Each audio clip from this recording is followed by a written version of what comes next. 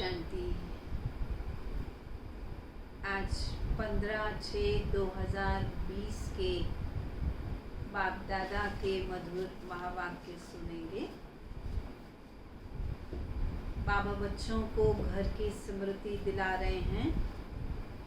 बाबा कहते तुम्हें ये तो याद ही है कि परम धाम घर से ही तुम आत्माएं आई हो और वापिस भी तुम्हें अपने घर लौटना है। परंतु इस संसार के खेल को खेलते खेलते संसार इतना प्रिय लगने लगा कि अपने घर को भी भूल गए। तो बाबा इसलिए बच्चों को याद दिला रहे हैं।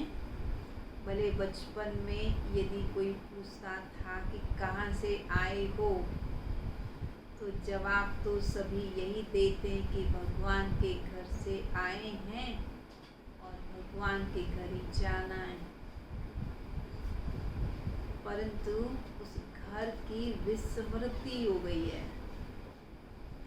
बाबा कहते जिन बच्चों को अपना परम धाम मीठा घर याद रहता है, तो अपने काम काज करते हुए बीच में अपनी बुद्धि को अपने घर की ओर भी ले जाते हैं। तो उन बच्चों को इस पुरानी दुनिया की बातों से कोई विशेष इंटरेस्ट नहीं होता। वो झरमुई झंगमुई की बातों में अपनी बुद्धि को नहीं लगाते।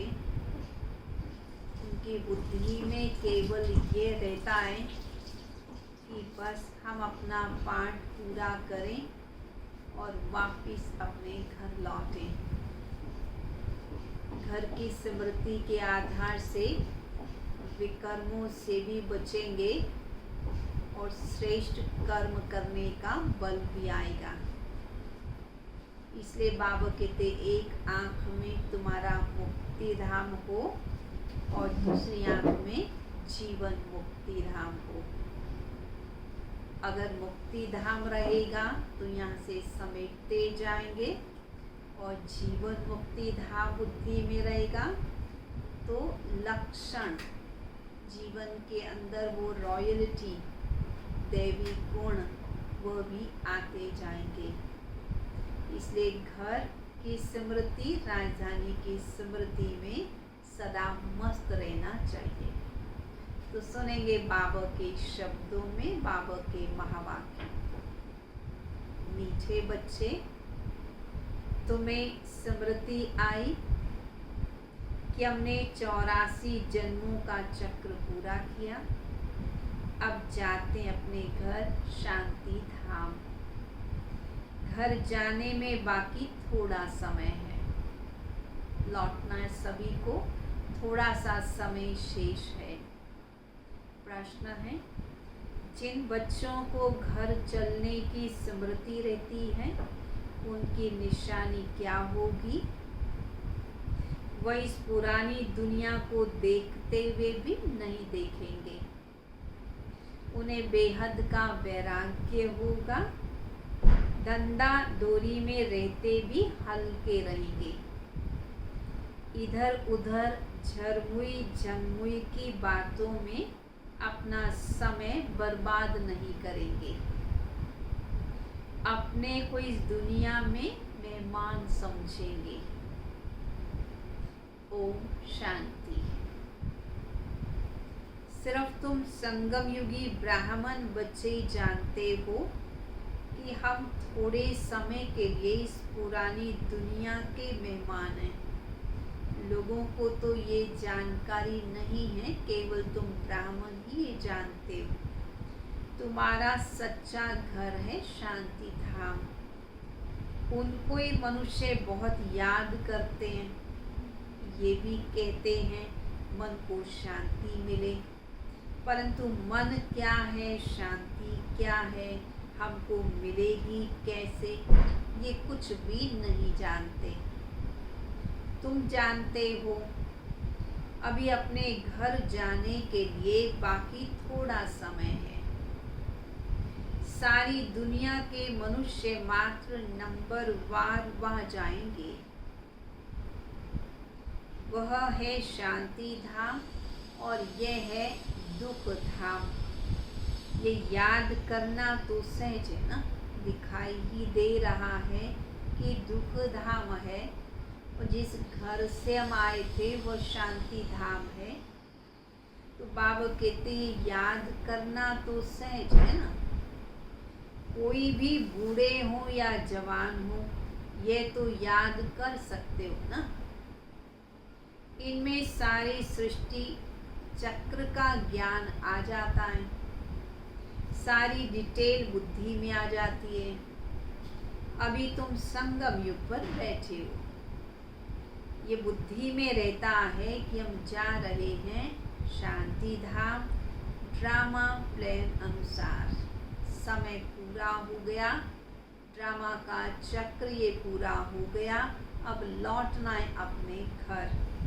ये बुद्धि में रहने से तुमको खुशी होगी, स्मृति रहेगी। हमको अपने 84 जन्मों की स्मृति आई है। वह भक्ति मार्ग अलग है, यह है ज्ञान मार्ग की बातें। बाप समझा रहे हैं मीठे बच्चों, अब अपना घर याद आता है। बाबा पूछते हैं बच्चों पाठ बजाते बजाते अब तो घर याद आ ही रहा होगा। कितना सुनते रहते हो, इतनी ढेर बातें सुनते हो। एक यही है कि अभी हम शांति धाम जाएंगे और फिर सुख धाम में आएंगे। बाप आए हैं पावन दुनिया में ले जाने के लिए। सुख धाम में भी आत्माएं सुख और शांति में रहती हैं। शांति धाम में सिर्फ शांति है। यहाँ तो बहुत हंगामा है ना। या मधुबन से तुम जाओगे अपने घर में तो बुद्धि झरमुई झंगमुई अपने धंधे आदि तरफ चली जाएगी। यहाँ तो वो झंझट नहीं है, मधुबन में तो ये झंझट नहीं है। लेकिन मधुबन से वापिस लौटते तो बुद्धि अनेक जगह भटकने लगती है। तुम जानते हो हम आत्माएं है ही शांति धाम की निवासी। यहाँ हम पाठधारी बने हैं और कोई को ये पता नहीं है कि हम पाठधारी कैसे हैं। कैसे हम सतयुग में आए, आदि में आए, कैसे धीरे धीरे हमने अगले पाठ बजाए। हम पाठधारी हैं ये किसी को भी मालूम नहीं है। तुम बच्चों को ही बाप आकर पढ़ाते हैं, पर पढ़ने वाले फोटो में कोई ही पढ़ते हैं, सब तो नहीं पढ़ेंगे। कितनों को तो कितनी बार कहा जाता अब ज्ञान सुने, पढ़ाई पढ़ें, परंतु फिर भी पढ़ने के लिए नहीं आते। तुम अभी कितने समझदार बनते हो, पहले बेसमझ थे। अभी तो देखो लड़ाई झगड़ा आदि कितना होता है, इसको क्या कहेंगे। हम आपस में भाई भाई हैं ये भूल गए हैं क्या? तब लड़ाई झगड़ा कर रहे हैं क्या? भाई भाई कभी खून करते हैं क्या? हाँ खून करते भी हैं, यहाँ पर भाई भाई भी खून करते हैं तो मिल्कियत के लिए। अभी तुम जानते हो हम सब एक बाप के बच्चे आपस में भाई भाई हैं। तुम प्रैक्टिकल में समझते हो। हम आत्माओं को बाबा आकर पढ़ाते हैं। 5000 वर्ष पहले माफिक पढ़ाते हैं। इसमें भी जरा भी फर्क नहीं पड़ सकता। बाप ज्ञान का सागर है, इस पढ़ाई को और कोई जानते ही नहीं, ये भी तुम बच्चे जानते हो। बाप ही स्वर का रचिता है, सृष्टि को रचने वाला नहीं कहेंगे क्योंकि सृष्टि तो अनादि है ही। स्वर्ग को रचने वाला कहेंगे, या पुरानी सृष्टि को नया बनाने वाला कहेंगे। वहाँ तो सतयुग में तो और कोई खंड होता ही नहीं, यहाँ तो बहुत खंड हैं। कोई समय था जबकि एक ही धर्म था, एक ही खंड था। पीछे फिर वैरायटी धर्म आए हैं। द्वापर युग से अनेकों धर्म आ गए। अभी बुद्धि में बैठता है कि वैरायटी धर्म कैसे आते हैं। पहला आदि सनातन देवी देवता धर्म है। सनातन धर्म भी यहाँ कहते हैं, परंतु अर्थ तो कुछ समझते नहीं। सनातन का अर्थ है पुरातन, प्राचीन, सबसे पहला। तो सबसे पहला धर्म तो आदि सनातन देवी देवता धर्म था। फिर पतित बने, सतो प्रधान से सतो रजो तमो होते गए। तुम समझते हो आदि सनातन देवी देवता धर्म के हैं। हम बहुत पवित्र थे, अभी पतित बने हैं। तुमने बाप से वर्षा लिया था पवित्र दुनिया का मालिक बनने का। समझते हो पहले पवित्र ग्रस्त धर्म के थे। अभी ड्रामा प्लान अनुसार रावण राज्य में पतित प्रवृत्ति मार्गे बन गए थे पवित्र, परंतु ड्रामानुसार धीरे धीरे अपवित्र प्रवृत्ति वाले बन गए।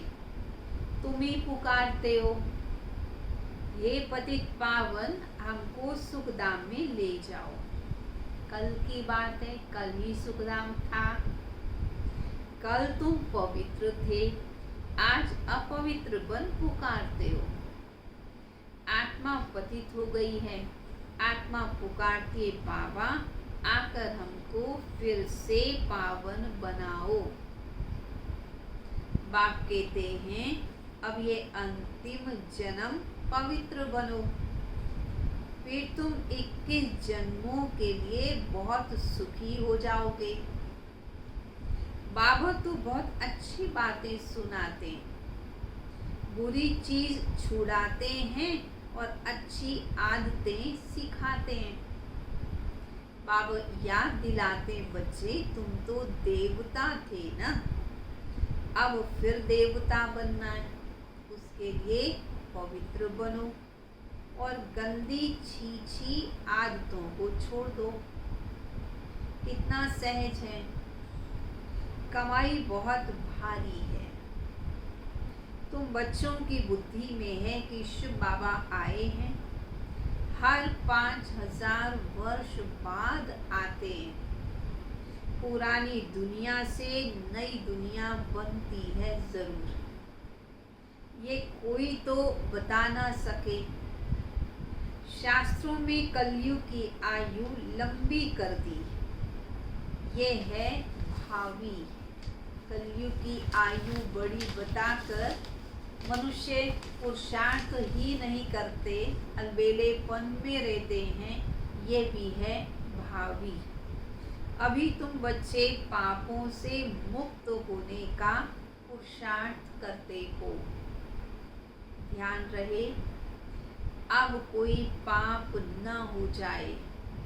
एक तरफ से पुरुषार्थ कर रहे हैं पापों से मुक्त होने का, और ध्यान क्या रहे अब कोई ऐसी भूल ना हो, अब कोई ऐसी गलती ना हो जो फिर कोई विकर्म बन जाए।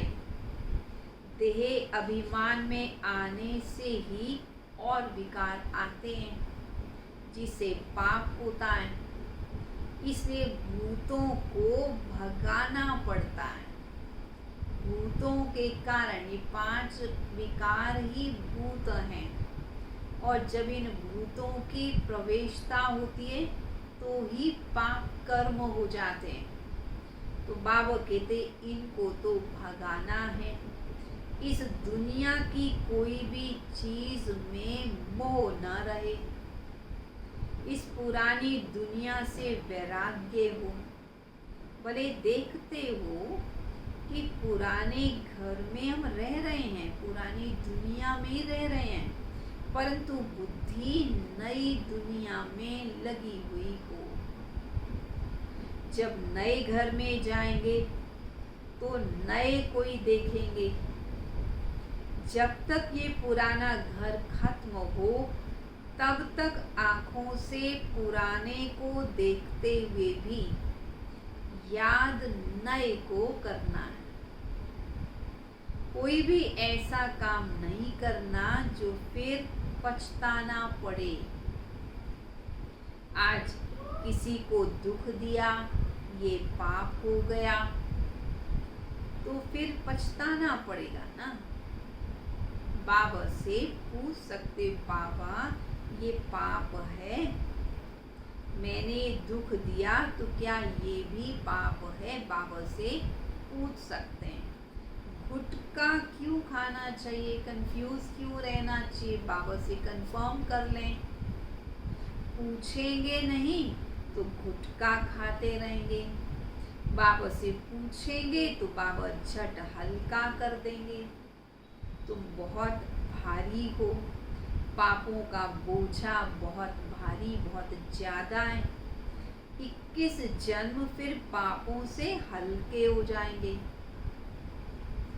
जन्म जन्मांतर का सिर पर बोझा है। जितना याद में रहेंगे उतना हल्के होते जाएंगे।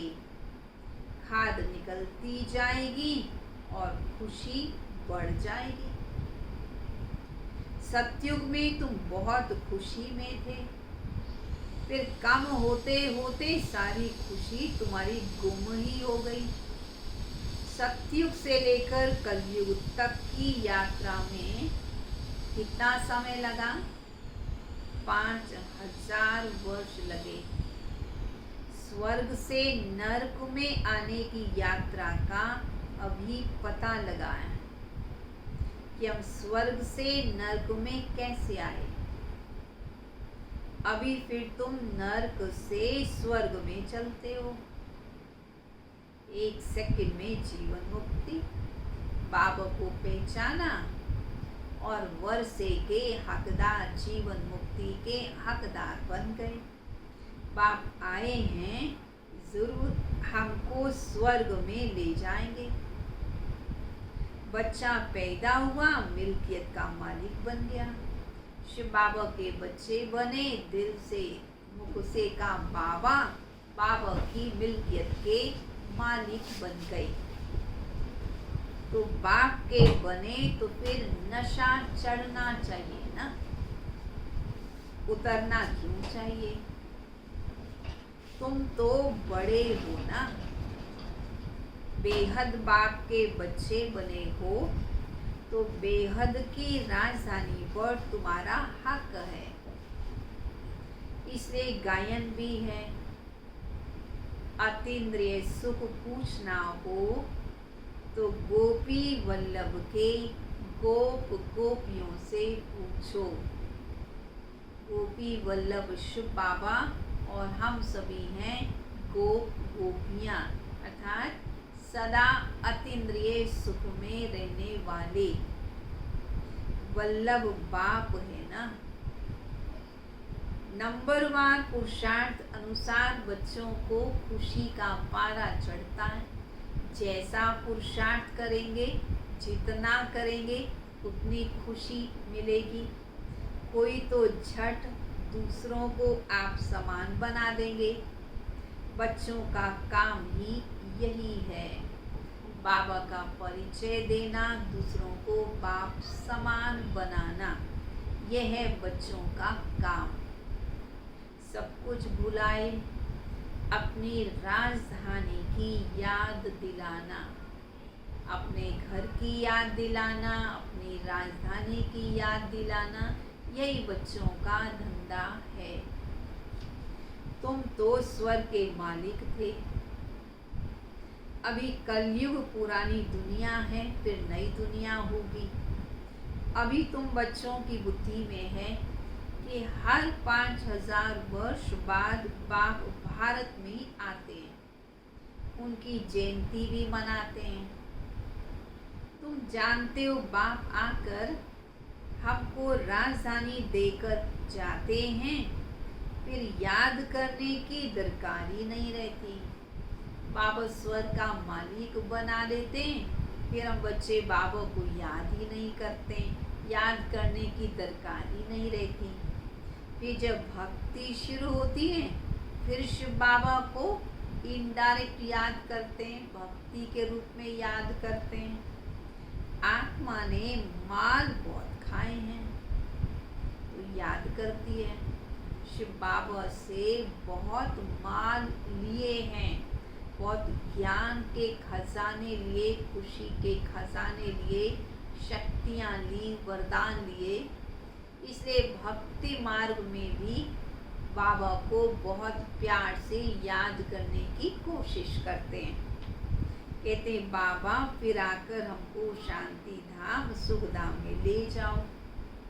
अभी तुम बच्चे समझते हो वो हमारा बाप, हमारा टीचर, हमारा सद्गुरु है। सृष्टि के आदि मध्यंत का चक्र, 84 जन्मों का ज्ञान सारा तुम्हारी बुद्धि में है। अनगिनत बार 84 जन्म लिए हैं और लेते रहेंगे। यदि कोई पूछे कितने बार ये 84 जन्म लिए, कितनी बार ये चक्र पूरा हुआ, ये हम बता नहीं सकते। अनेकों बार हम 84 का ये चक्कर लगाते हैं, इसका एंड तो कभी होता ही नहीं। तुम्हारी बुद्धि में ये चक्र है, स्वदर्शन चक्र घड़ी घड़ी याद आना चाहिए। यही मन मना भव है। समय की स्मृति रहे तो बाबा की भी याद आएगी।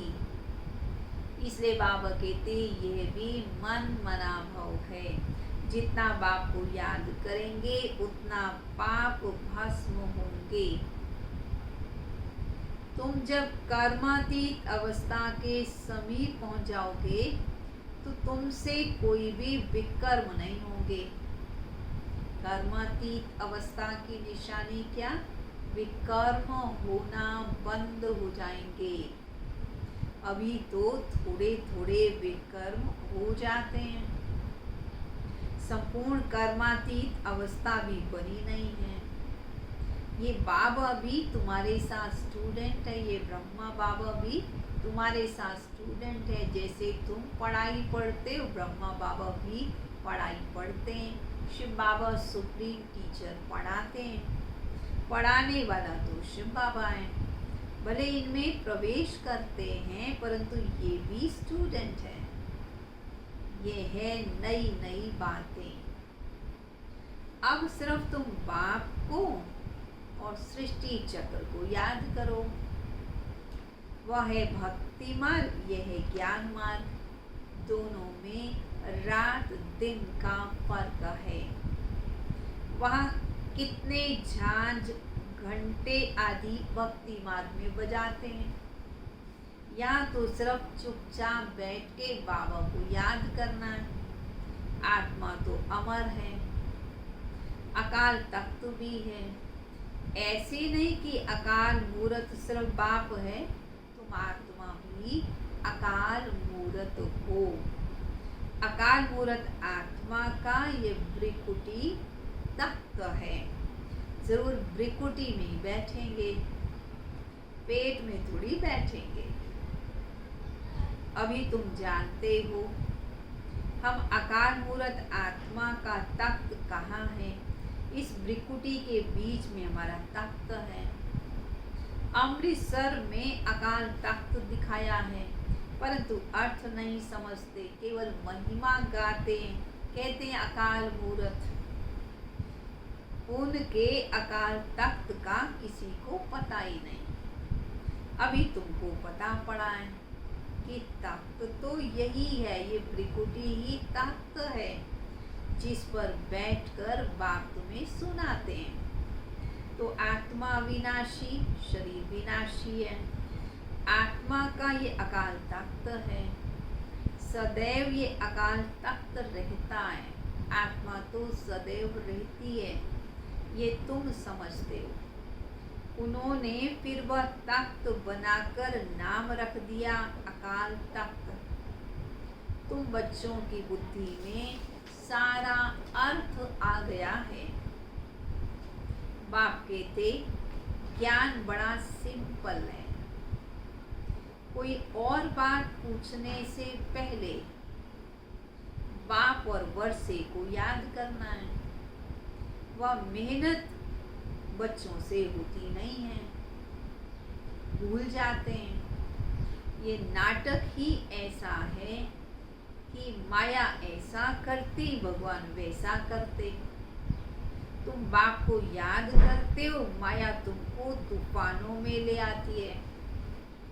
माया का फरमान है, माया का फरमान सुनो, माया का फरमान है रुस्तम से रुस्तम होकर लड़ो। जो बाबा के महारथी बच्चे हैं, जो बहुत आगे हैं, तो बाबा कहते उनसे ही माया रुस्तम होकर के लड़ती है।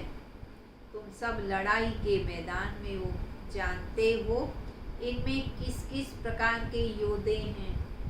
कोई तो बहुत कमज़ोर हैं, कोई मध्यम हैं, कोई फिर तीखे भी हैं। सभी माया से युद्ध करने वाले हैं। गुप्त अंडरग्राउंड भी हैं, वो भी अंडरग्राउंड बॉम्ब्स की ट्रायल करते हैं। ये भी तुम बच्चे जानते हो। अपनी मौत के लिए सब कुछ कर रहे हैं, ये बॉम्ब्स आदि भी बना रहे हैं, परंतु अपने कुल के ही विनाश के लिए। तुम बिल्कुल शांति में बैठे हो। उनका है साइंस बल और तुम बच्चों का है साइलेंस बल। कुदरती आपदाएं भी बहुत आएंगी, उनमें तो किसी का कोई वश नहीं चल सकता। नेचुरल कैलेमिटीज आएंगी, उसको तो कोई कंट्रोल कर नहीं सकता। अभी झूठी बरसात लाने के लिए भी कोशिश करते हैं। झूठी बरसात पड़े तो फिर अनाज जास्ती हो। तुम बच्चे जानते हो कितना भी बरसात पड़े, फिर भी नेचुरल कैलेमिटीज तो ज़रूर होनी ही है। मूसलधार बरसात पड़ेगी, फिर क्या कर सकेंगे। इसको कहा जाता नेचुरल कैलेमिटीज। विनाश का ये भी एक साधन है। सत्युग में ऐसा कुछ नहीं होता। यहाँ होती है तो फिर विनाश में ये मदद करती हैं। तुम्हारी बुद्धि में है कि हम सब सत्युग में होंगे तो यमुना के कंठे पर सोने के महल बनाएंगे। इस चिंतन से भी बड़ी खुशी होती है। हम बहुत थोड़े वहाँ के रहने वाले होंगे। कल्प कल्प ऐसा होता रहता, पहले थोड़े होते फिर झाड़ बढ़ता है। वहाँ कोई भी गंदगी नहीं होती, कोई गंदी चीज़ नहीं होती। यहाँ तो देखो चिड़ियाएँ, कबूतर आदि भी कितना गंद करते हैं। वहाँ गंदगी की कोई बात ही नहीं है। उसको कहा जाता है स्वर्ग, हेवन, पैराडाइज। अभी तुम समझते हो कि हम देवता बनते हैं तो अंदर में कितनी खुशी होनी चाहिए। माया रूपी जिन से बचने के लिए बाप कहते तुम बच्चे इस रूहानी धंधे में लग जाओ। माया से कैसे बचेंगे? नहीं तो बहुत प्रकार के संकल्प विकल्प आएंगे, परंतु बाबा कहते इस सेवा में लग जाओ, रूहानी धंधे में लग जाओ। बुद्धि बिजी रहेगी इसमें तो फिर व्यर्थ संकल्प आएंगे ही नहीं। मन मनाभाव हो जाओ, बस इसमें ही जिन बन जाओ। जिन का मिसाल देते हैं, जिन ने कहा मुझे काम दो, तो क्या काम दिया? बोला कि तुम सीढ़ी चढ़ो और उतरो, और जब बुलाना होगा तो तुम्हें बुलाएंगे, तब काम देंगे। परंतु तुम सीढ़ी चढ़ो और उतरो, यही तुम्हारे लिए काम है। तो जिन को बिजी कर दिया, नहीं तो खा जाएगा। वैसे माया भी जिन है। तो बाबा कहते बुद्धि को ईश्वरीय याद में, ईश्वरीय सेवा में लगा दो, नहीं तो फिर माया जिन खा जाएगी। बाबा बच्चों को काम देते हैं, बाप का पूरा मददगार बनना है। अकेला बाप तो सब काम नहीं करेगा, अकेला बाप तो नई दुनिया की स्थापना नहीं करेगा। बच्चों को मददगार बनना है, और जो मददगार बनेगा फल भी उनको ही मिलेगा। बाप तो राज्य भी नहीं करता, तुम सर्विस करते हो, राजाई भी तुम्हारे लिए है। बाप कहते मैं भी इस पुरानी दुनिया में आता हूँ, जो गंदी दुनिया है। कितने महारथियों को यहाँ माया खा जाती है, हप कर जाती है, क्योंकि दुश्मन बहुत है ना, माया दुश्मन बैठी है ना। जैसे मेंढक का दुश्मन सांप होता है, तुमको मालूम है, ऐसे तुम्हारी दुश्मन है माया। तुम्हें माया पर जीत पाकर जगत जीत बनना है। अच्छा, मीठे मीठे सिकिलदे बच्चों प्रति माता पिता बाप दादा का याद प्यार और गुड मॉर्निंग। रूहानी बाप की रूहानी बच्चों को नमस्ते। रूहानी बच्चों की रूहानी बाप दादा को नमस्ते नमस्ते नमस्ते। धारणा के लिए मुख्य सार, स्वयं को पापों से मुक्त करने का पुरुषार्थ करना है। देह अभिमान में कभी नहीं आना है। इस दुनिया की कोई भी चीज में मोह नहीं रखना है, क्योंकि दुनिया खत्म होने वाली है। दूसरा, माया रूपी जिन से बचने के लिए बुद्धि को रूहानी धंधे में बिजी रखना है। बाप का पूरा पूरा मददगार बनना है। वरदान, मैं और मेरेपन को समाप्त कर समानता व संपूर्णता का अनुभव करने वाले सच्चे त्यागी भाव। हर सेकंड हर संकल्प में बाबा बाबा याद रहे, मैंपन समाप्त हो जाए। जब मैं नहीं तो मेरा भी नहीं। मेरा स्वभाव, मेरे संस्कार, मेरी नेचर, मेरा काम, मेरी ड्यूटी, मेरा नाम, मेरी शान। जब यह मैं और मेरापन समाप्त हो जाता तो यही है समानता और संपूर्णता। ये मैं और मेरेपन का त्याग ही बड़े से बड़ा सूक्ष्म त्याग है। इस मैंपन के अश्व को अश्वमेघ यज्ञ में सुहा करो, तब अंतिम आहुति पड़ेगी और विजय के नगाड़े बजेंगे। तो अंतिम आहुति है मैं और मेरेपन को स्वाहा करना। स्लोगन, हांजी कर सहयोग का हाथ बढ़ाना, अर्थात दुआओं की मालाएं पहनना।